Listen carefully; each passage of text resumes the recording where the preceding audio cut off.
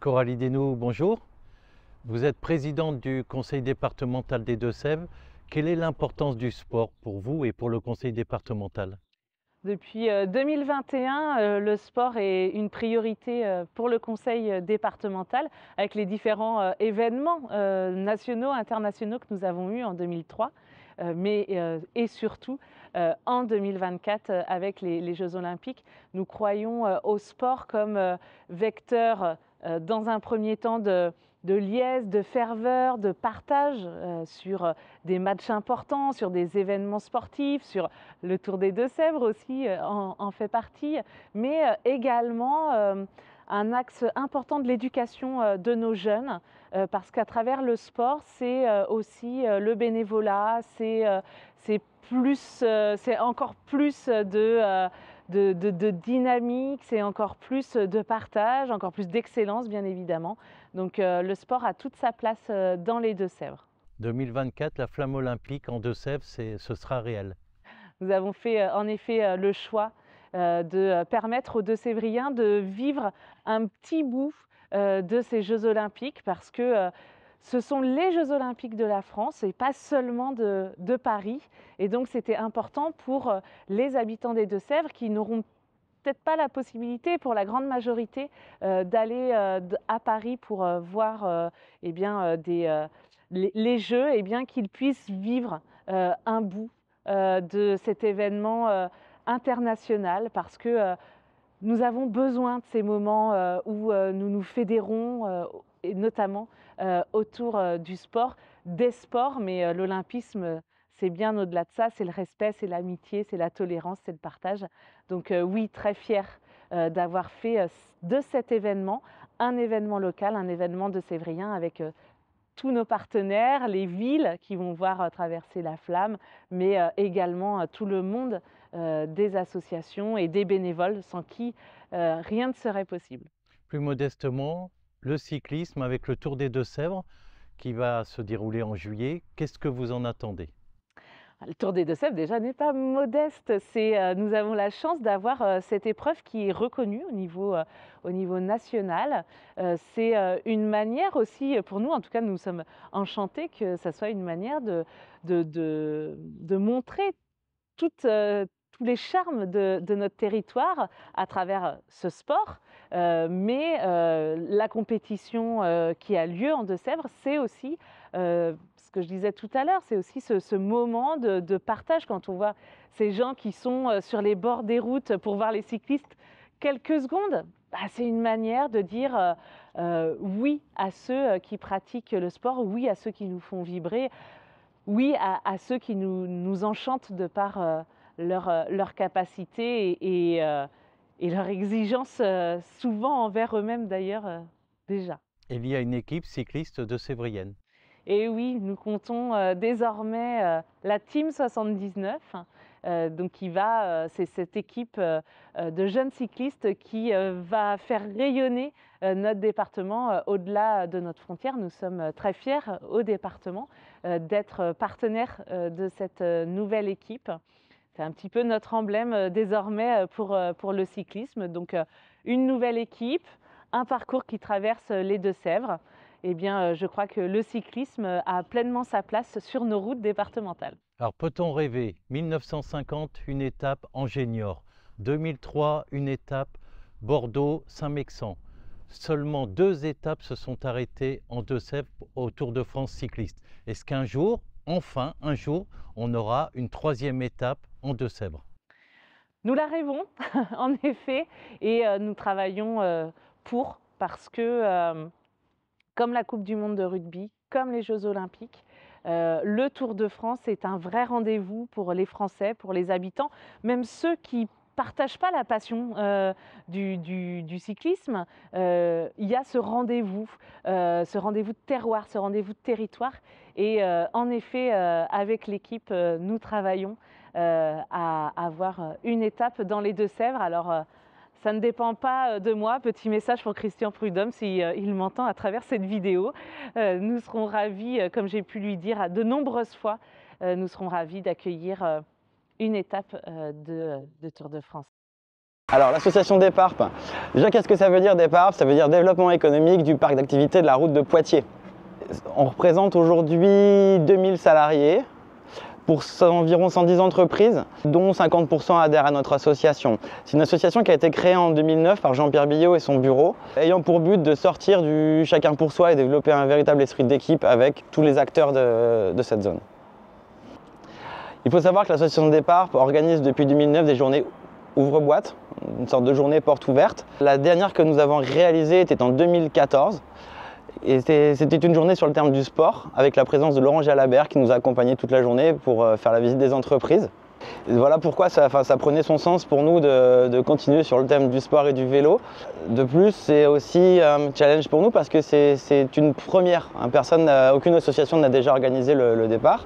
Et bien sûr, on a pu le réaliser grâce à l'aide de la ville de Bressuire. Nous avons passé presque 10 ans sans grosses manifestations. On a pu faire quelques petites marches ou quelques petites manifestations entre nous.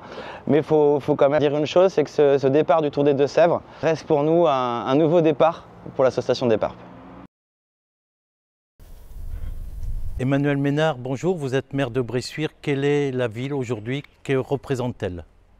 Elle représente, je l'espère, toujours une ville sportive. Nous avons, par exemple, ouvert un circuit, la Vélo Bressuiraise, où les cyclistes notamment vont pouvoir rejoindre l'ensemble des communes déléguées. Donc nous avons toujours bon nombre d'associations. Nous sommes à 470 associations sur Bressuire et bien évidemment pour beaucoup d'entre elles, ce sont des associations sportives.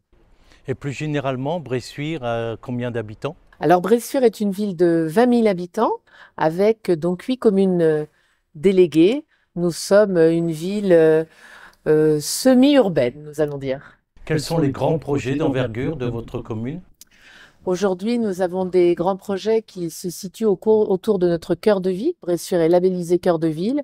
Alors, comme gros projet, je vais vous en citer deux. L'espace Simone Veil, qui va regrouper toutes les associations caritatives et des structures qui sont plus près du citoyen. Et puis, le quartier des 4 saisons, nous allons avoir un EHPAD, des logements avec une grande mixité sociale et tout cela dans un cœur verdoyant. Vous parliez de Bressuire, ville associative, de 470 associations, 20 000 adhérents, 20 000 bénévoles. Est-ce la force de votre ville? Ah oui, nous remercions tous les jours nos associations. D'ailleurs, nous avons un forum des associations où nous avons une partie qui leur est réservée parce que Bressuire est dynamique au niveau sportif, culturel, parce qu'elle crée, mais aussi par la vie des associations qui nous rendent aussi bon nombre d'animations sur notre territoire, dont par exemple le Tour des Deux-Sèvres. Alors justement, le Tour des Deux-Sèvres cette année, l'an dernier le Tour Poitou-Charentes, est-ce une volonté délibérée de la ville de promouvoir le sport? Oui, nous avons toujours suivi et le Tour Poitou-Charentes et le Tour des Deux-Sèvres, donc c'est à nouveau un plaisir de les recevoir comme ville-étape avec le départ de Bressuire sur la future route de Poitiers qui elle aussi sera un des projets 2024. Particularité de Bressuire, vous avez un vélodrome qui est baptisé Vélodrome Jacques Augendre. Est-ce une volonté également de promouvoir le vélo sur piste? Oui, et même au sein de ce vélodrome, nous avons aussi fait une éducation à la sécurité routière. Donc, c'est un fait que le vélo est important sur Bressuire et c'est pour ça que nous accueillons avec plaisir des événements marquants comme le Tour Poitou-Charentes, le Tour des Deux-Sèvres et pourquoi pas peut-être un jour le Tour de France. Alors justement, le Tour de France, 2 étapes en Deux-Sèvres, 1950 Niort, 2003 Saint-Mexant. Est-ce qu'aujourd'hui, Bressuire est candidat, la ville de Bressuire est candidate à une étape ou un départ du Tour de France? Nous sommes toujours preneurs de ce type d'événement. Peut-être devrions-nous nous associer avec une autre ville du département ou le département lui-même dans son ensemble pour pouvoir assumer ce grand événement sur l'ensemble du territoire. Jean-Michel Prieur, bonjour. Bonjour. Vous êtes le maire de Parthenay, le président de la communauté de communes Parthenay-Gâtine, 38 communes, 38 000 habitants. Quels sont les objectifs de cette communauté de communes? Principalement aujourd'hui, de structurer en fait l'ensemble de nos services, de les mailler sur l'ensemble du territoire, et puis de faire de la jeunesse, des apprentissages, notre priorité pour pouvoir tout simplement être un territoire encore plus attractif. Quels sont les grands projets structurants de cette communauté de communes? Alors, si l'on parle d'investissement, 85% des investissements aujourd'hui sont autour de la jeunesse, en particulier les équipements scolaires, les équipements liés aux crèches, à tous les accueils de loisirs sans hébergement, et puis aux campus jeunes qui permettront aussi aux adolescents et aux jeunes adultes de pouvoir trouver des équipements qui leur permettent de pouvoir engager leurs projets sur leur vie tout simplement de jeunes et de jeunes engagés sur un territoire ou sur d'autres territoires aussi, parce qu'il s'agit parfois de les accompagner pour partir, avoir d'autres expériences. Mais vous voyez, donc l'ensemble de ces projets tournent plutôt autour de la jeunesse. C'est effectivement l'enjeu numéro 1 de ce territoire. Alors comment faire pour servir à la fois la commune phare qui est Parthenay et les autres communes? Alors, je ne dirais pas forcément servir la commune phare, c'est tout simplement le territoire, c'est un seul territoire. Et les habitants, je crois, font fi de nos limites administratives. Donc, ce qui est bon pour l'un est forcément bon pour les autres, et vice-versa. Et donc, tout simplement, les projets, en desservant l'ensemble du territoire, permettent de desservir l'ensemble de la population. Et je crois que c'est ces effets-là qu'il faut savoir rechercher et arrêter de regarder à nos petites limites administratives municipales. C'est important, mais ce n'est pas le vécu de nos habitants. Et donc, aujourd'hui, notre politique, elle doit être en direction des habitants et pas simplement de l'ensemble des entités administratives que nous desservons. Alors, parmi les projets, on parle sport, on parle des Jeux Olympiques avec une délégation du Cap-Vert qui viendrait à Parthenay. Qu'en est-il? Alors, nous avons la fierté, je le dis très sincèrement, d'être le seul territoire en Nouvelle-Aquitaine qui accueille l'ensemble d'une délégation d'athlètes et de para-athlètes pour leur préparation donc, aux Jeux Olympiques. Donc il s'agit d'une petite délégation en nombre de sportifs, mais de très beaux athlètes. Quand je dis de très beaux athlètes, nous avons rencontré de très belles personnes qui, humainement, eh bien, ce sont des gens qui sont très engagés, naturellement, quand on arrive à ces sports de très haut niveau, mais qui surtout ont une humanité très profonde, sont très accessibles. Et déjà, nous avons pu accueillir des athlètes au sein de nos établissements scolaires, des accueils de loisirs, etc. Et on a pu voir de très belles rencontres avec les enfants de notre territoire. Et donc, c'est cela, en fait, que nous essayons d'encourager. Et à travers ça, eh bien, tout simplement, des modèles d'engagement dans ce qu'on fait, parce que ce qui est vrai pour le sport est vrai pour tout le reste. Et je pense que c'est ça qu'il faut donner comme exemple. Dans votre budget, le sport est important? Non, ça représente, c'est pas une compétence, je dirais, majeure de l'intercommunalité. Alors, il n'empêche que les piscines représentent quand même un engagement financier assez conséquent, puisque nous disposons de 2 piscines sur le territoire de Parthenay-Gâtine, et pour nous, il est essentiel que tous les enfants apprennent à nager et avec les mêmes conditions, les mêmes facilités. Donc, c'est aussi d'accompagner les enfants par les bus de l'ensemble des communes de notre territoire vers les piscines de Saint-Aubin et de Parthenay pour cet apprentissage de la natation. Pour le reste, nous sommes sur des petits engagements, je dirais, financiers, mais il s'agit plutôt après d'accompagner des manifestations plus importantes qui, là aussi, donnent l'envie, tout simplement, de pouvoir aller plus loin. Alors, le Tour des Deux-Sèvres va passer à la Pérate, arrivé le 11 juillet. C'est une option de la communauté de communes et de la commune de la Pérate. Quel est l'objectif, là encore, que vous êtes fixé? Comme je disais tout à l'heure, en fait, il s'agit tout simplement d'une rencontre entre une commune et une intercommunalité et de partager ensemble des objectifs, des envies, des souhaits. Et là, ça nous permettra aussi, bien, durant le Festival des Jeux de Parthenay, le FLIP, de pouvoir aussi faire venir une petite délégation d'animateurs autour du jeu pour animer cette journée à la Pérate qui prend en charge donc l'accueil de cette étape.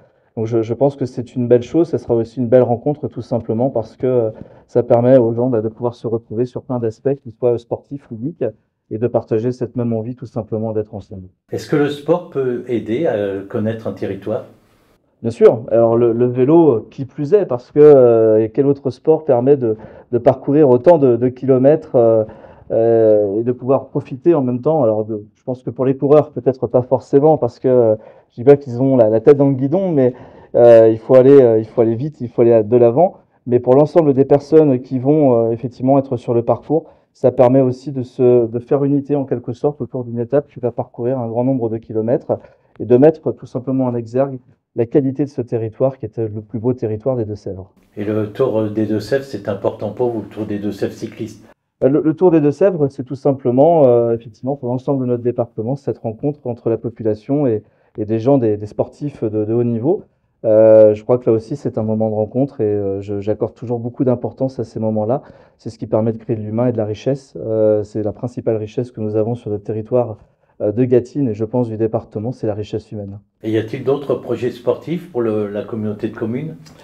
Ouais, d'autres projets, oui, il y en a plusieurs, que ce soit autour de quelques équipements et puis de quelques manifestations, mais à chaque jour suffit sa peine. Merci bien.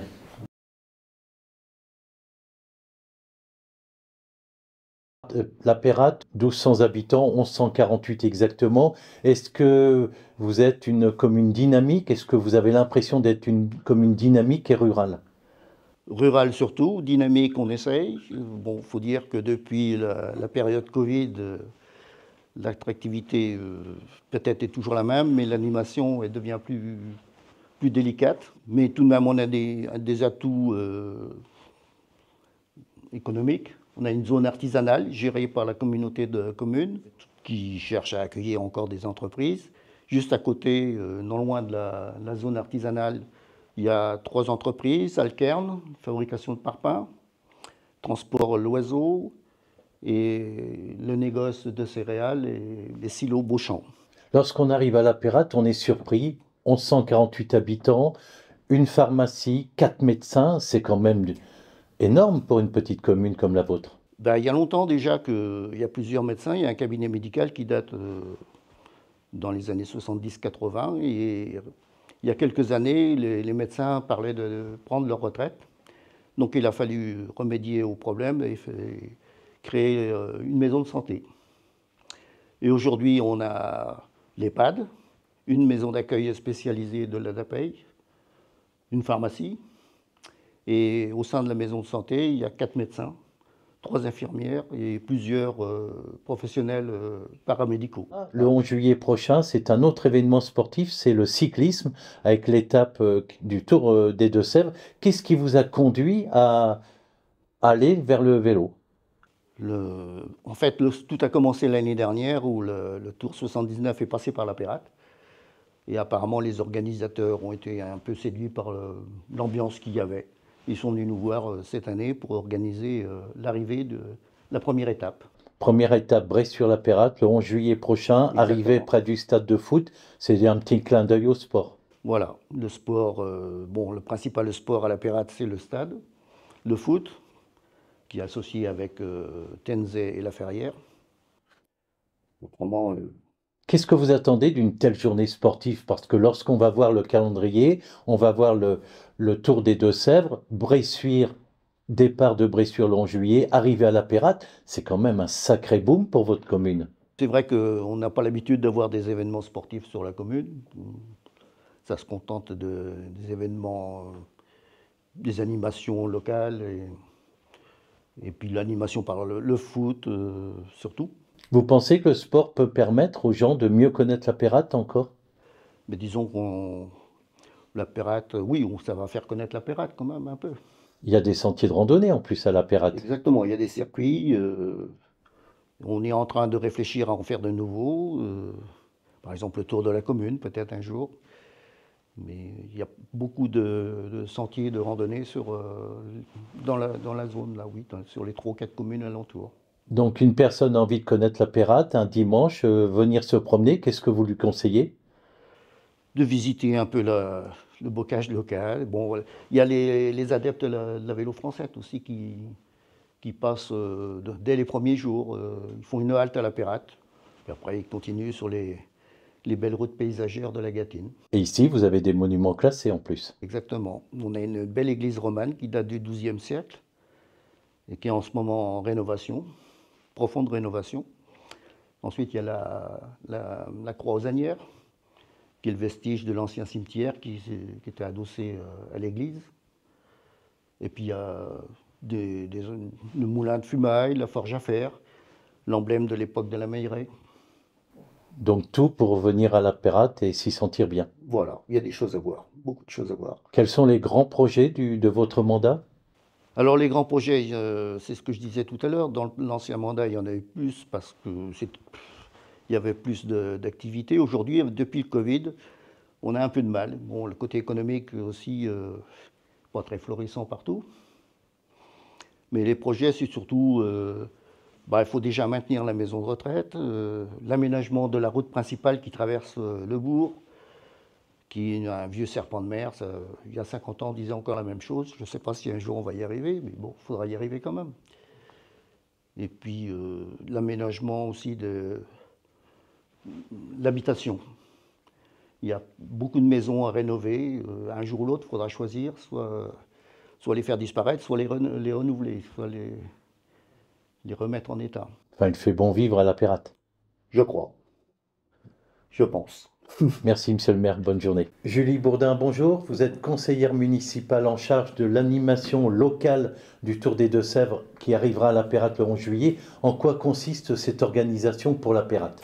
Eh bien, on va demander aux associations de faire des petites associations sportives sur le stade, donc sur l'enceinte du stade. Donc, on espère avoir des petites activités avec l'association du foot, l'association des parents d'élèves, l'association du théâtre. Il y a aussi le flip de la communauté de communes de Parthenay qui va venir se délocaliser, ainsi que la ludothèque, donc pour présenter des jeux de société. Et puis après, on va y avoir tout un espace convivial avec une buvette tenue par une association pour permettre à une association de faire des bénéfices également sur cette journée-là. C'est-à-dire que le 11 juillet, on vient pour le cyclisme et on découvre ce qu'est la Pérate. Découvre, voilà, c'est ça. Donc du coup, il va y avoir le Tour 79 évidemment, puisque l'arrivée sera au sein du bourg, localisé sur le secteur du stade. Et puis après, il y aura toute l'après-midi des manifestations sportives et ludiques sur l'enceinte du stade. Qu'attendez-vous de cette journée? On attend que la population participe activement à cette manifestation et que enfants et adultes puissent partager un moment convivial autour du sport et du Tour 79. Merci beaucoup. Merci.